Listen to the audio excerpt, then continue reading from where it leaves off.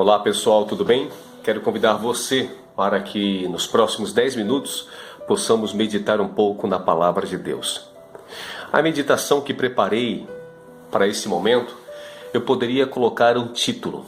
E se eu fosse colocar um título, eu colocaria: o que estamos dispostos a sacrificar para viver o sobrenatural de Deus? Ou até onde estamos dispostos a caminhar para viver, para ver, para sentir o mover de Deus? Vamos analisar nomes da Bíblia que experimentaram o agir de Deus de forma extraordinária. O primeiro nome que separei para nós analisarmos hoje é o nome de Abraão, o pai da fé. Eu fui procurar o significado da palavra pai e diz no dicionário: homem que gerou um ou mais filhos, genitor, progenitor, homem em relação aos seus filhos naturais ou adotivos. Hoje os olhos de Deus estão atentos em busca de homens e mulheres que desejem ser pais de filhos naturais ou filhos adotivos na fé. Como precisamos que se levantem pessoas dispostas a gerar fé naqueles que estão à sua volta, nos seus filhos naturais, gerar fé na sua casa, ou que se ponham a gerar fé nos filhos adotivos, ou seja, em todos aqueles que cruzem o seu caminho. Deus está atento e busca pessoas assim. Porém, temos que estar dispostos a pagar o preço. Abraão tinha já 75 anos de idade, um idoso, com uma vida toda desenhada. Abraão era um homem rico, constituiu sua estabilidade durante toda uma vida. Abraão tinha a vida que todos nós buscamos, com sua família, seus amigos, suas finanças, negócios bem-sucedidos, uma vida tranquila e segura. Quando então Deus vem e chama pelo nome Abraão, estás vendo tudo isso que conquistasse, que investisse os anos de sua mocidade, da sua vida? Estás vendo toda esta tranquilidade, toda essa estabilidade e segurança que tem à sua volta? Pois agora sai daí, Abraão, e vai para um lugar que eu ainda hei de te mostrar. Quantos de nós teríamos coragem de obedecer? Mesmo muitos de nós tendo hoje bem menos que Abraão tinha, teríamos dificuldade de obedecer à voz de Deus. Mas esse era o pacto de Deus. Ele queria trabalhar na vida de Abraão desta maneira, desta forma. E é desta forma que busca trabalhar em nossa vida também. Mas precisamos deixar para trás muitas coisas que são verdadeiras âncoras no Evangelho, que nos prendem no cais, não nos deixam navegar em águas profundas com Deus. Eu sei quais são as âncoras que me prendem ao cais. E o Espírito Santo também confirma no coração de cada um de nós quais são os pesos que precisam ser lançados para fora do barco, para que possamos navegar com Deus. Um outro nome que separei para que nós analisemos é o nome de Moisés. Ele foi o libertador do povo. Ele foi o homem que liderou o povo pelo deserto até a terra prometida. E aqui eu tiro duas palavras importantes: libertar e liderar. Existe uma unção disponível para os filhos de Deus, uma unção de libertadores. Cristãos cheios do Espírito Santo, libertando em nome de Jesus prisioneiros cativos das mãos do pecado, cativos da depressão, cativos das enfermidades do corpo e da alma, cativos da ignorância, da dúvida e de tantos cativeiros que aprisionam criaturas por toda uma vida. O mundo espera ansiosamente por libertadores. Quantos de nós vamos nos levantar? Essa é a grande pergunta no dia de hoje. Esse é o tempo. Não há mais tempo para avaliar, não há mais tempo para ver possibilidades, para analisar, para ponderar, pensar ou pesar as dificuldades. Existe urgência para que homens e mulheres, libertadores e líderes se levantem. A outra palavra, inclusive, é liderar. Vemos um mundo que anda de um lado para outro sem saber de onde partiram e nem mesmo onde querem chegar, para onde estão rumando. São seres humanos que apenas andam desordenadamente pelo mundo. Homens, mulheres, jovens, totalmente perdidos em busca de um líder, clamando por alguém que diga: ei, o caminho é por aqui, me sigam. Mostrarei a estrada da Nova Jerusalém, mostrarei o caminho que está preparado para aqueles que servem a Deus.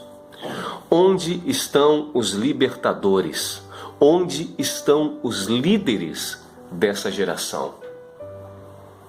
Moisés teve experiências maravilhosas.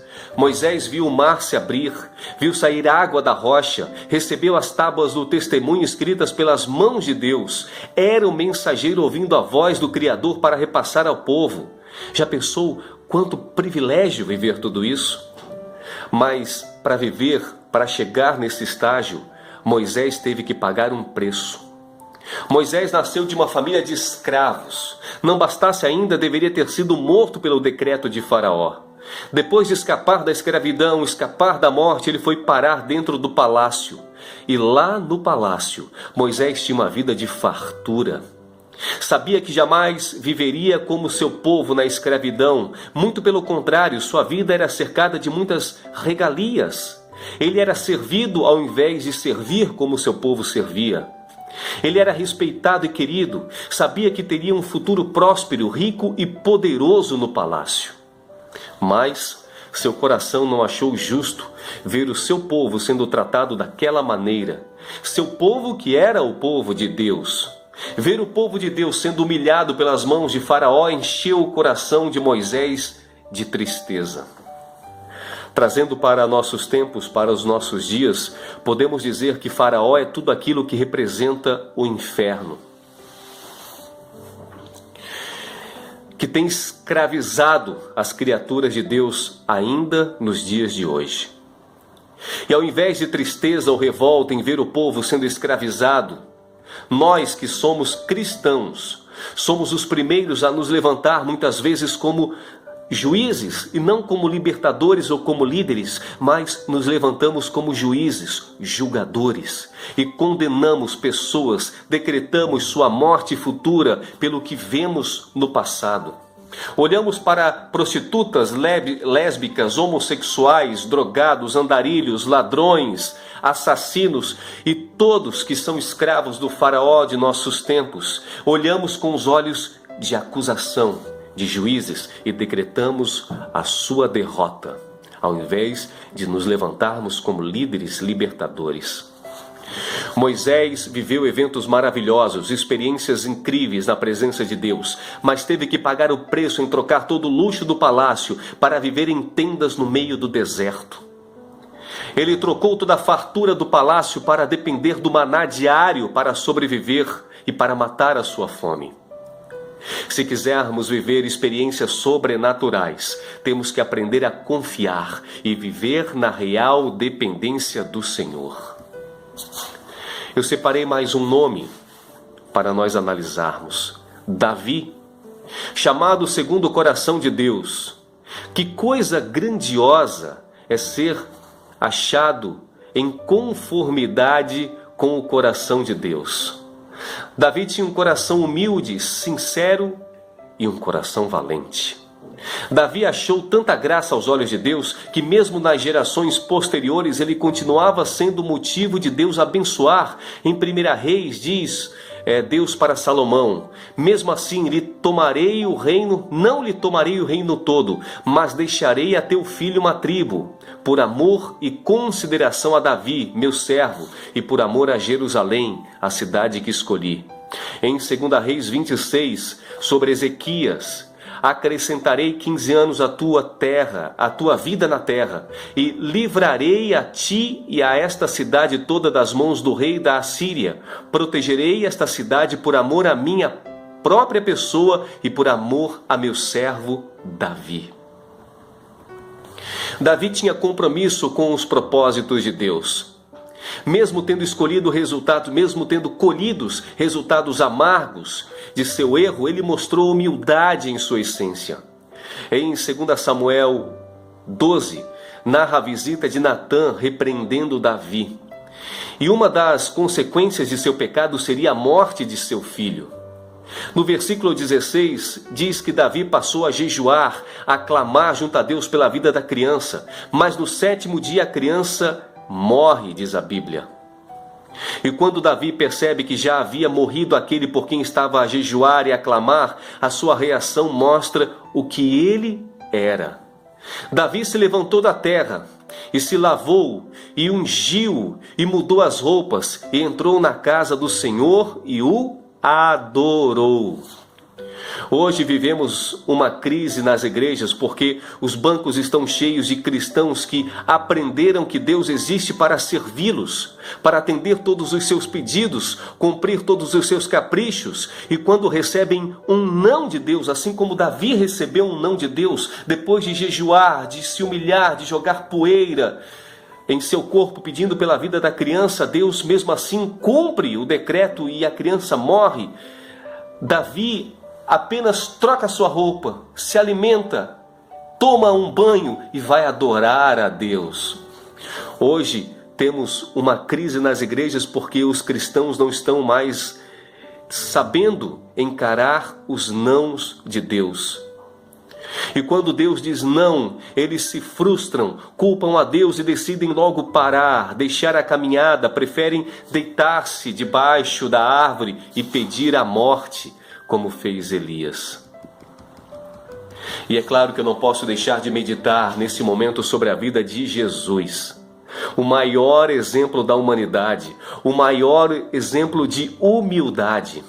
Jesus é o maior exemplo para todos os povos, foi quem pagou o maior preço, mesmo sendo Deus, não usurpou ser igual a Deus, mas esvaziou-se a si mesmo, tendo forma de servo, fazendo-lhe semelhante a homens.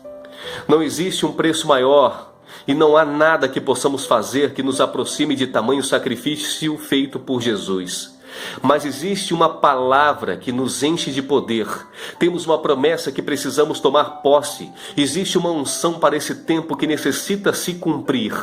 Em João 14:12 diz: na verdade vos digo, que aquele que crer em mim também fará as obras que faço, e as fará maiores do que estas.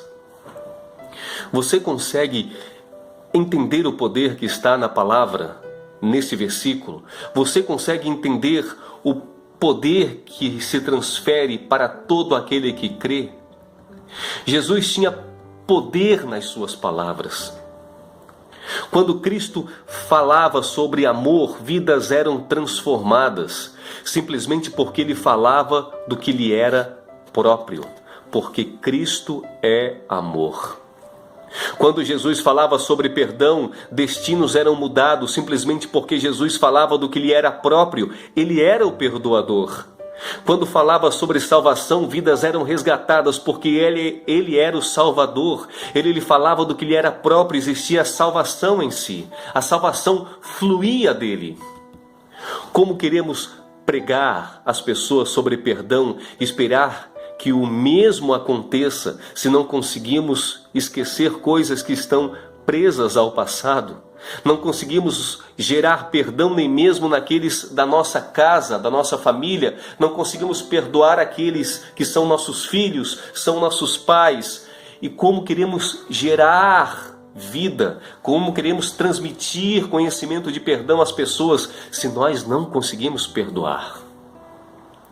Como queremos falar de amor às pessoas, esperar que sejam tocadas, se nós não conseguimos achar dignos de receber nossa atenção aqueles que encontramos na rua? Como queremos profetizar cura na vida daqueles, se nem nossas chagas, nossas feridas conseguimos tratar? Como queremos gerar fé nas pessoas, se não temos crido nós? Existe uma unção poderosa para este tempo. Existe uma unção poderosa para esta geração. E Deus procura atentamente pessoas a quem possa confiar tamanha graça e poder. A grande pergunta é: Achará Deus pessoas dispostas a pagar o preço? Hoje é o momento da decisão, de nos posicionarmos, de alinhar propósitos com o de Deus. Assim como o pai do filho pródigo, Deus está esperando o retorno daqueles que longe foram. E não se preocupe, não tenha medo, não tenha receio, não tenha vergonha, porque roupas novas, hoje, Deus tem para cada um de nós em nome de Jesus.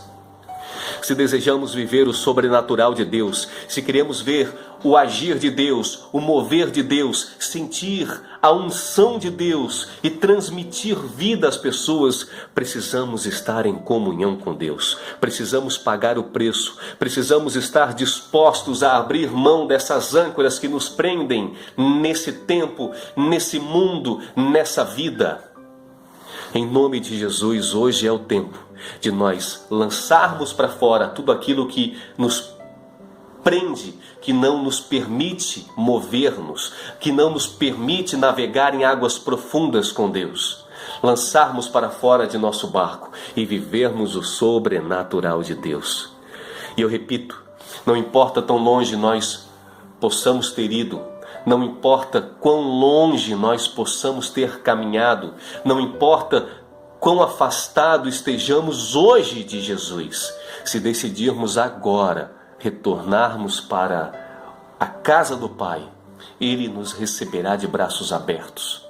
Ele está ansioso para nos receber de volta. Ele fará uma festa para mim e para você. E roupas novas, roupas limpas, sem a marca do pecado, sem a sujeira desse mundo, sem o odor desse mundo, Ele dará para cada um de nós, em nome de Jesus. Que Deus abençoe a minha e a sua vida. Que Deus nos guarde. Que o Espírito Santo seja o combustível que nos impulsiona nesse mundo, nessa vida, que nos motiva nessa vida. E que possamos viver o sobrenatural de Deus, em nome de Jesus.